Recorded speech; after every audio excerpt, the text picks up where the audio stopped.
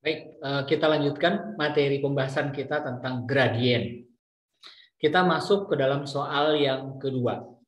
Di dalam soal yang kedua ini saya akan membahas implementasi gradien pada koordinat ya, untuk menggunakan gambar dalam bentuk grafik pada sumbu X dan sumbu Y.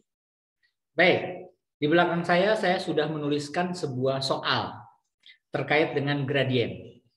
Ini soal yang kedua. Perhatikan gambar berikut. Jadi di sini ada sumbu X, ada sumbu Y. Di sini ada dua garis, yaitu garis G dan garis L. Di mana kedua garis tersebut bertemu di satu titik dan membentuk sudut 90 derajat. Siku-siku. Nah, pertanyaannya adalah persamaan garis L adalah titik-titik. Ada 4 alternatif jawaban.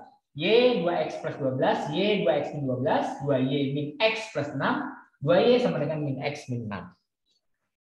Ya. Nah, baik, kita jawab. Pada garis ini ada dua garis, G dan L. Kalau misalkan kita anggap bahwa titik ini adalah titik 1, ini adalah titik yang kedua. Ya. Ini titik berapa koma berapa? Ini angka 6. X-nya 6. Kemudian Y-nya 0. Ya, 0. Jadi titik 6,0. Kita lanjutkan. Kemudian yang titik berikutnya ini 3. Ini titik berapa koma berapa? X-nya 0, kemudian Y-nya adalah 3. Ya. 0 dan 3. Nah, kalau sekiranya ini kita anggap X2, Y2 dan ini kita anggap X1, Y1. Anggap aja begitu. Berarti X2-nya 6, Y2-nya 0, X1-nya 0, Y1-nya 3. Kita kembali ke persamaan gradien. Gradien, kalau misalkan saya berawal dari menentukan gradien garis G, ya, gradien garis G, ini garis G itu sama dengan MG, katakanlah seperti itu. Maka MG itu kan formulasi G, Y2 dikurangi Y1 per X2 dikurangi X1. Nah, ini kan formulasi gradien. Ya. Gradien garis G itu sama dengan Y2 dikurangi Y1 sama dengan X2 dikurangi X1. Berapakah Y2? Y2-nya itu adalah 0 dikurangi Y1. Y1-nya itu adalah 3. Dibagi X2 6, X1 0. Berarti minus 3 dibagi dengan 6. Bisa dikecilin lagi? Bisa. Yang atas dibagi 3, yang bawah juga dibagi 3. 3 bagi 3, 1. 6 dibagi 3, 2. Kebetulan di sini minus. Berarti minus setengah. Berarti MG itu sama dengan minus setengah. Gitu ya. Nah, kita tahu bahwa G dan L itu membentuk sudut 90 derajat. Nah, ada satu hukum yang menyatakan bahwa kalau kejadiannya seperti itu, berarti gradien G dikali gradien L itu sama dengan minus 1.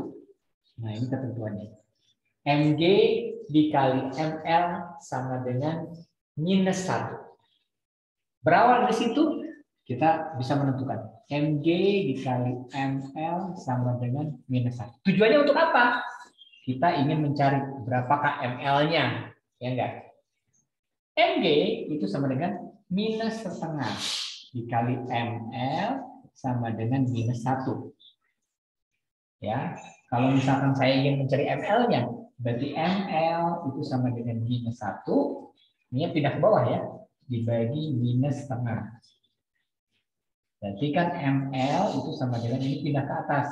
Berarti minus 1 dikali minus 2. Ya enggak? Dipindah ke atas. Berarti ML-nya itu sama dengan 2. Oh, berarti MG-nya minus setengah, ML-nya itu sama dengan 2.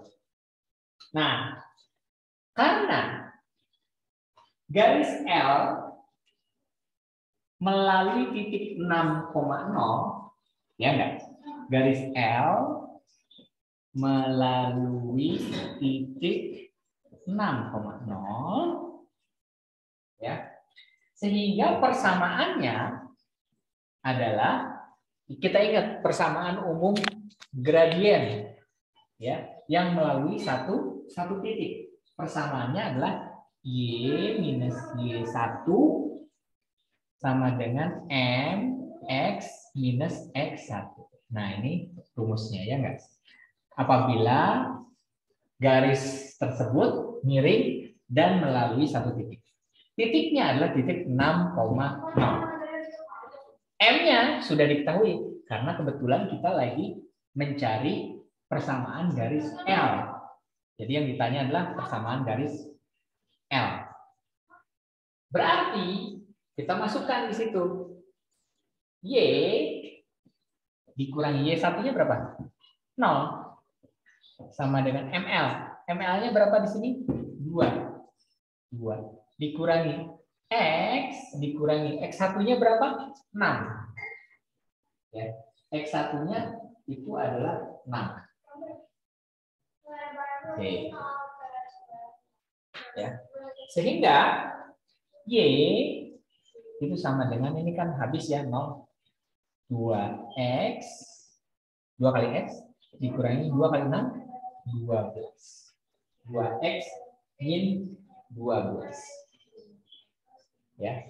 Berarti persamaan garis L di mana garis L tersebut miring dan melalui titik 6,0 adalah Y sama dengan 2X min 12. Jawabannya adalah jawaban yang B. Y sama dengan 2X min 12. Nah, silakan dicatat. Ini adalah soal nomor 2.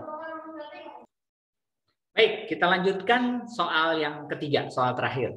Masih berkenaan dengan gradien untuk kasus garis miring yang melewati satu titik dengan formulasi yang sama dengan soal yang sebelumnya.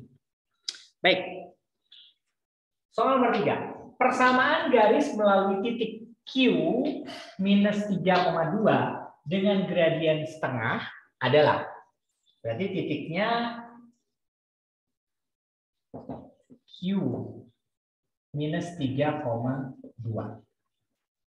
Berarti ini adalah X-nya dan ini Y-nya. Katakanlah X1 dan Y1. Berarti X1-nya sama dengan min 3, Y1-nya sama dengan 2. Lalu gradiennya adalah setengah. Oh, kalau begitu M-nya itu sama dengan setengah. Kita tahu formulasi umum dari gradien itu Y kalau untuk kasus melalui satu titik. Ya, melewati satu titik. Jadi kalau ada soal yang intinya adalah garis miring yang melalui satu titik, maka formulasinya ini. Y dikurangi Y1 sama dengan M kurung buka X dikurangi X1. Nah, ini tolong dihafalkan formulasinya. Untuk garis miring yang melalui satu titik. Berarti Y dikurangi. Y1-nya adalah 2 sama dengan M-nya setengah. X dikurangi. X1-nya adalah min 3. Min 3. Sehingga Y minus 2 sama dengan setengah. X min kali min plus. X plus 3. Nah, kita lanjutkan. Nah, lalu gimana caranya?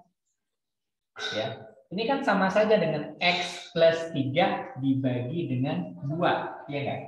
Itu sama saja dengan X plus 3 dibagi dengan 2 kalau kalian. Jadi X plus 3 dibagi 2 itu sama dengan Y minus 2.